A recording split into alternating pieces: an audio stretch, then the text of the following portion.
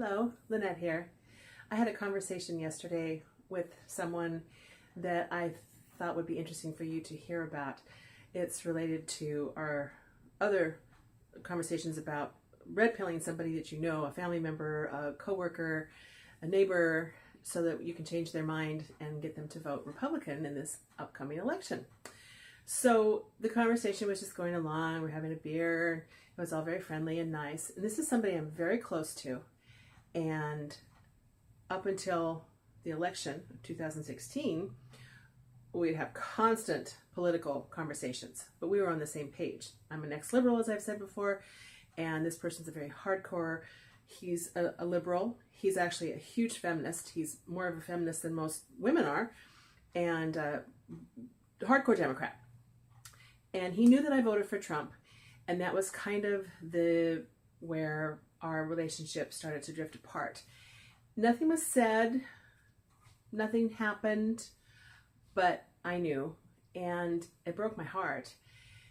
So we're talking a little bit, and all of a sudden he looks at me and he says, "Are you coming out of the closet?" And I said, "Yeah, I am." He goes, "Are you a Republican?" And I said, "Well, I kind of trip over that word because I'm still pro-choice, but yeah, pretty much, yeah, I'm a Republican." And he was speechless. And so we proceeded to talk for the next 2.5 hours about stuff, the Kavanaugh hearing and the wage gap and systemic racism. We covered it all.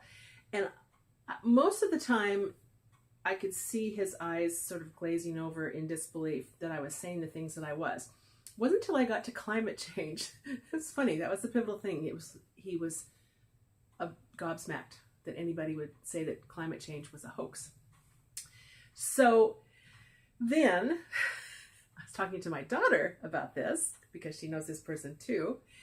And I said, what happened with you? Where did you change? Because up until just 6 months ago, she was a liberal Democrat, hardcore feminist.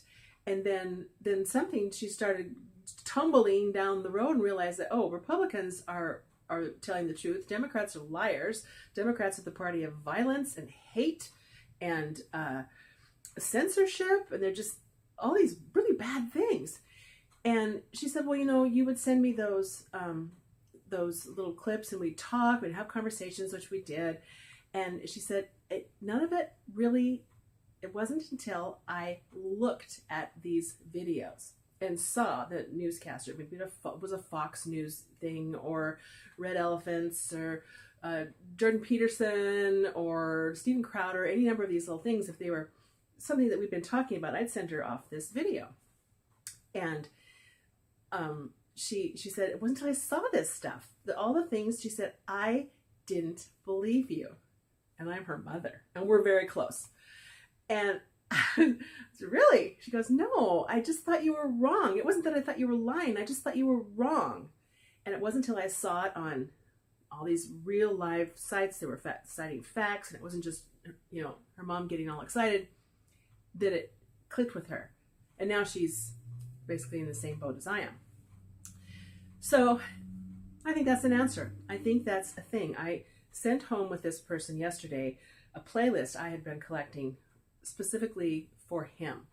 And that is, there was 22 different videos of everybody under the sun, all topics, be it sexism being disproved and racism being disproved, and African American people talking about how horrible the Democratic Party is, and the several that were about global warming, which are amazing. I'm going to put a couple links in my description. And I'm hoping he will look at them. To tell you the truth, I'm not really sure that he will. But if that's the game changer, then that's your job. Heck with these conversations. I don't think they're going to work. I think we can talk till we're blue in the face. And people, if they choose, there are none so blind as those that will not see. There's a quote like that.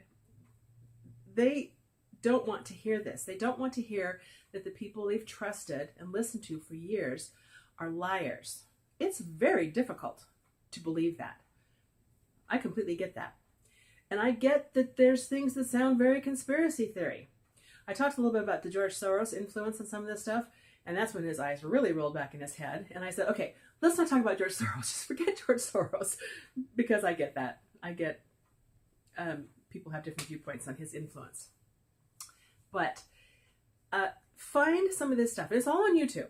That's the thing. YouTube, right now, you can still find good stuff. They haven't figured out how to wipe every single conservative thing off of their playlist. So for now, we're safe. But having these things be, say, a Tucker commentary, it lasts 3 minutes tops. And he's going to talk about X, Y, and Z, and it's going to be with facts, and it's going to be pictures, and it's going to be pretty hard to refute. Or somebody else's YouTube story, Vince James on Red Elephant, he does the most research. His stuff is so good. And he has papers that he shows, FBI reports from a previous year. This is stuff the FBI has done about crime statistics and race and all this kind of stuff. Can't argue with the FBI because they have no agenda. If anything, if they're as crooked as we think, their agenda would be to show otherwise, but they don't. So you've got another couple weeks, and you need to do some research. And if you can get that little conversation, say, well, look, you got 2 minutes here? I have this clip on my phone. I saved it. And look at it, because it's what we were just talking about. And I know from my experience, when I fell out of the Democratic bag, it was like falling out of, it was an all at once thing. It wasn't a trickle. It was literally a matter of 2 days of listening to the news and going, I've been lied to. I've been fooled. And I didn't know it. Even today, even though I refuse to listen to NPR, if I come home and the radio's on NPR, or maybe in the car, I don't feel like listening to something, I'll put the NPR news on. I cannot have that on for more than 2 minutes, and I will hear a lie out of one of their mouths. I did it yesterday.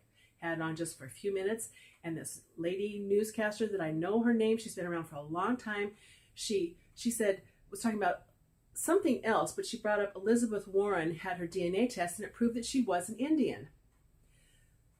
Even CNN and MSNBC scoffed at these results. It admitted she was as much of an Indian as me. She actually has less Indian blood than the average American. But this NPR person didn't say that. They said, oh, proved that she was an Indian.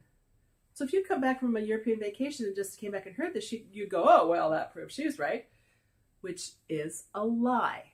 And it's classic.